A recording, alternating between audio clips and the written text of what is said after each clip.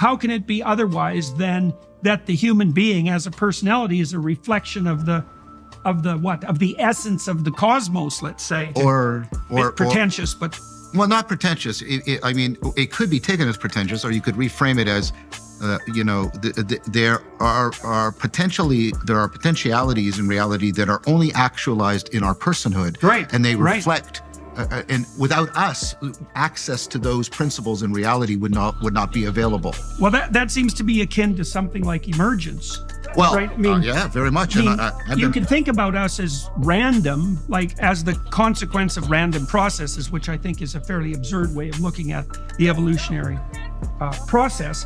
But you can also look at us as manifestations of the potential that was inherent in the material substrate right from the beginning of time, right? And we know that these potentials exist because, well, hydrogen and oxygen join to make water, and so on up the chain of complexity. And what that seems to indicate to me is that there's an unrealized potential, even in the simplest of material forms, that contains within it, well, whatever possibility is. It's very difficult to define, but that it isn't that possibility makes itself manifest in an entirely random manner. It reflects something like an implicate order in those lower order material properties or properties. So you're turning in, and this is a great joy for me, you're turning into a Neoplatonist, because I mean, you have emergence up, right? But emergence up has to be constrained.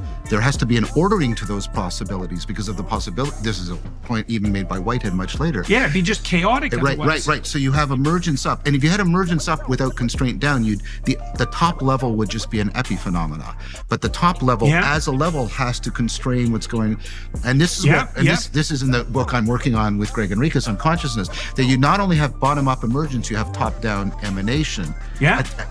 And that's the Neoplatonic view. That's the view that went into the heart. That seems to be the same view that Pajot holds, I would say. Well, of course he does, because he's an Eastern Orthodox Christian. And as we're going to say, Christian Neoplatonism is at the core of people like Jonathan Pajot and Bishop Maximus. Yeah. Eastern Orthodoxy, all of Christian mysticism is profoundly influenced by Greek Neoplatonism, but especially Eastern Orthodox Christianity. It's that moment where the principle, the grammar of my cognition and the grammar of reality are calling to each other. They could interpenetrate. That's right. And I can't give you an argument to prove that that's the case, because every argument presupposes that in some sense, the grammar of reason and the grammar of reality must have some deep harmony.